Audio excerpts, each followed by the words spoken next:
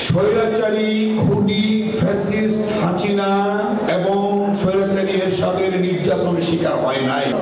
ইসলামী পর্যায়ে যে মেধার প্রতিযোগিতা, মেধার বিকাশের আয়োজন করেছে, এই জন্য জাতীয়তাবাদী ছাত্রদলকে আমি ধন্যবাদ জানাই, অভিনন্দন জানাই এবং শুভেচ্ছা জানাই। সম্মানিত সভাপতি, ছাত্রদলের সভাপতি রাকিবুল ইসলাম রাকিব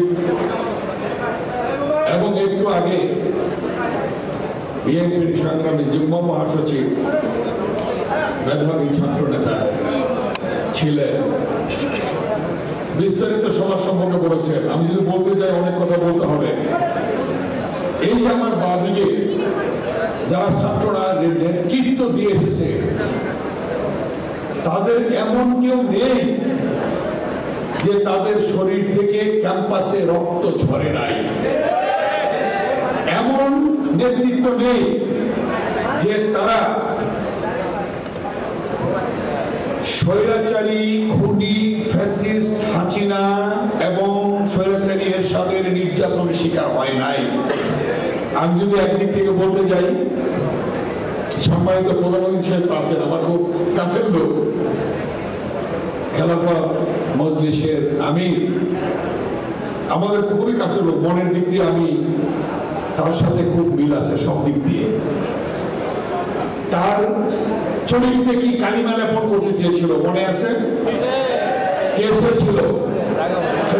ফ্যাসিস্ট হাসিনা। কেন? উনি একজন ভালো লোক, ভালো নেতৃত্ব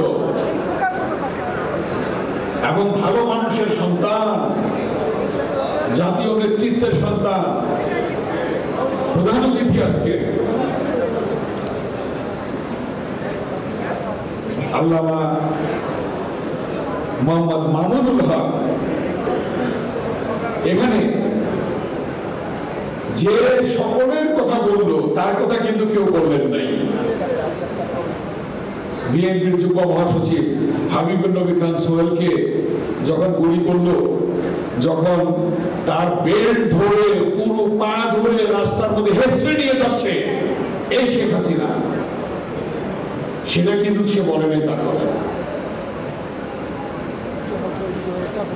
এই শহীদুদ্দিন চৌধুরী, এনি দুজনই ছাত্রদলের সভাপতি ছিল, সেক্রেটারি ছিল।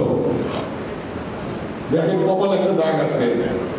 একদম কাছের থেকে শেখ হাসিনার নির্দেশে টিআরসি বেড়েছিল। বাঁচবে কি বাঁচবে না জানি না।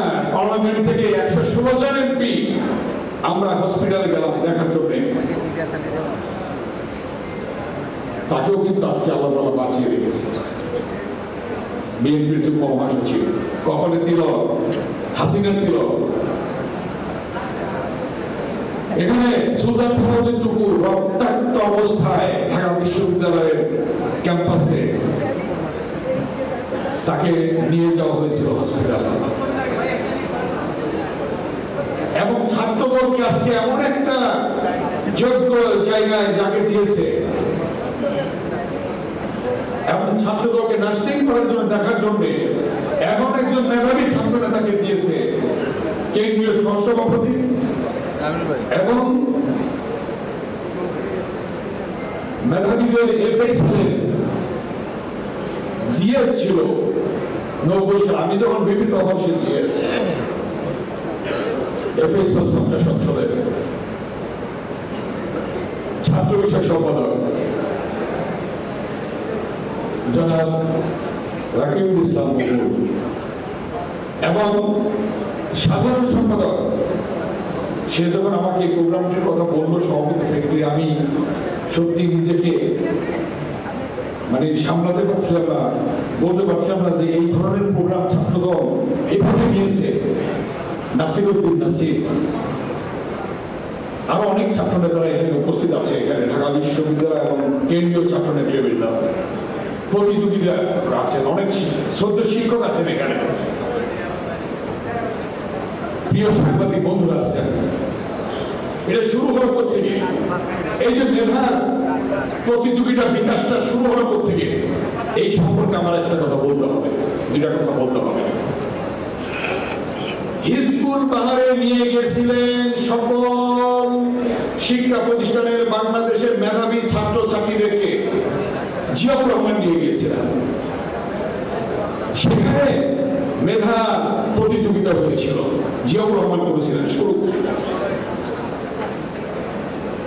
এর পরবর্তীতে আমি দেখেছি, আমি যখন এমপি, আমি যখন মন্ত্রী, বিএনপির চেয়ারপারসন, 3 বারের প্রধানমন্ত্রী দেশনেত্রী বেগম খালেদা জিয়া বাংলাদেশের সকল বোর্ডে যিনি ফার্স্ট হয়েছে, সেকেন্ড হয়েছে, থার্ড হয়েছে, তাদেরকে বিদেশে সাথে করে নিয়ে যেতেন, জাতিসংঘের অধিবেশনে নিয়ে যেতেন। সকল বোর্ডের ছাত্রছাত্রীরা দেখতো যে ফার্স্ট হলে, সেকেন্ড হলে, থার্ড হলে প্রধানমন্ত্রীর সাথে যাওয়া যায়। এটা কিন্তু শুরু করেছিলেন দেশনেত্রী বেগম খালেদা জিয়া। এবং বিশেষ করে মেয়েদের উপবৃত্তি দিয়ে আজকে ছেলেদের চেয়ে মেয়েদের সংখ্যা বেশি স্কুলে, এটা কে করলেন? নারীদের মূল্যায়ন বেগম খালেদা জিয়া। মহিলা বিষয়ক মন্ত্রণালয় খুললেন বেগম খালেদা জিয়া। কোন কাজটা বিএনপি করে নেই?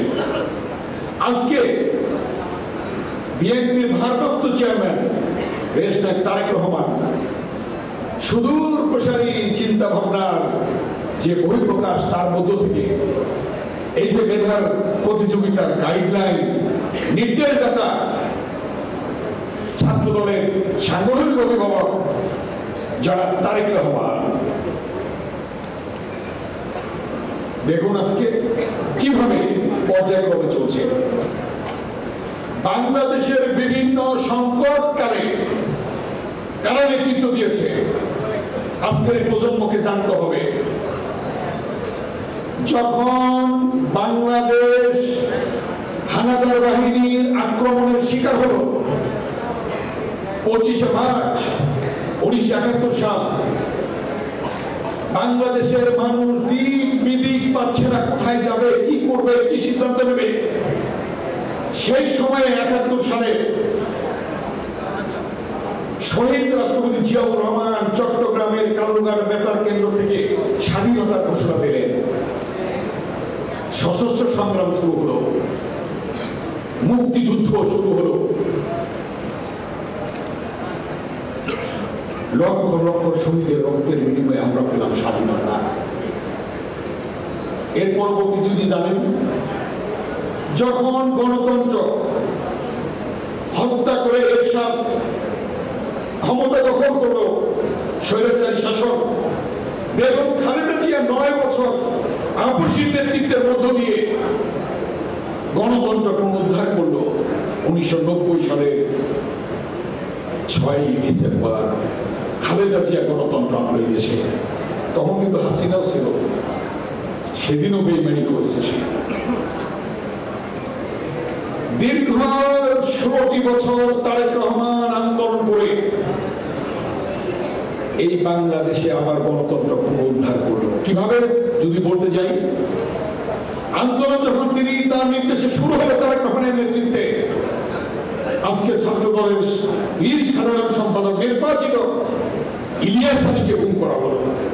ইলিয়াস আলী কিন্তু আজকে এখানে থাকার কথা, ইলিয়াস আলী নেই এখানে। ছাত্র দলের নির্বাচিত সাধারণ সম্পাদক, তাকে গুম করেছে এই শেখ হাসিনা, গুম করেছে ফ্যাসিস্ট গনি চৌধুরী আলম, ছাত্রতা সুমন, শত শত নেতা কর্মীকে গুম করেছে।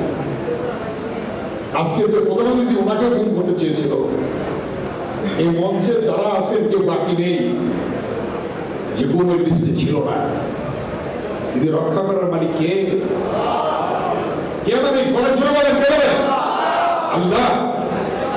সূরা আল ইমরানে আছে, আল্লাহ দিনকে রাত, রাতকে দিন, বাদশাকে ফকির, ফকিরকে বাদশা, রাজ্য দান করেন, রাজ্য কেড়ে নেন, সম্মান দান করেন, সম্মান কেড়ে নেন, পৃথিবী সৃষ্টি করেন, পৃথিবী ধ্বংস করেন, জীবিতকে মৃত করেন, মৃতকে জীবিত করেন। কে করেন? আল্লাহ। সে আল্লাহ করেছে। আজকে ভাবছিল প্রতি 5 বছর পর নির্বাচন হবে, দিনের ভোট রাতে হবে, উনি দেশ চালাবে, ফ্যাসিস্ট খুনি শেখ হাসিনা। কিন্তু আল্লাহ তাআলা এমন ব্যবস্থা করলো, সেই ইলিয়াস আলী সহ যাদের গুমের বিনিময়ে শত শত জাতীয়তাবাদী দলের অঙ্গ সংগঠনের শৈশব নেতাকর্মী রক্তের বিনিময়ে, সর্বশেষ ছাত্র জনতার রক্তের বিনিময়ে আমরা পেলাম সেই কাঙ্ক্ষিত বাংলাদেশ। যে কথাটি বলেছিলেন আরো 4 বছর 5 বছর আগে তারেক রহমান, দেশ যাবে কোন পথে,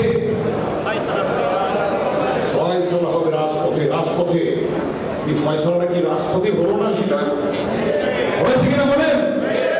তারেক রহমানের সুদূর প্রসারী সেই চিন্তার কথা, তার কথাই আজকে প্রমাণিত হলো।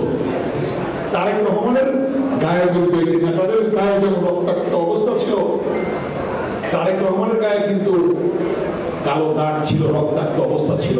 এর সাথে পেটোয়া বাহিনীরা বেগম খালেদা জিয়ার বাড়ি ঘেরাও করে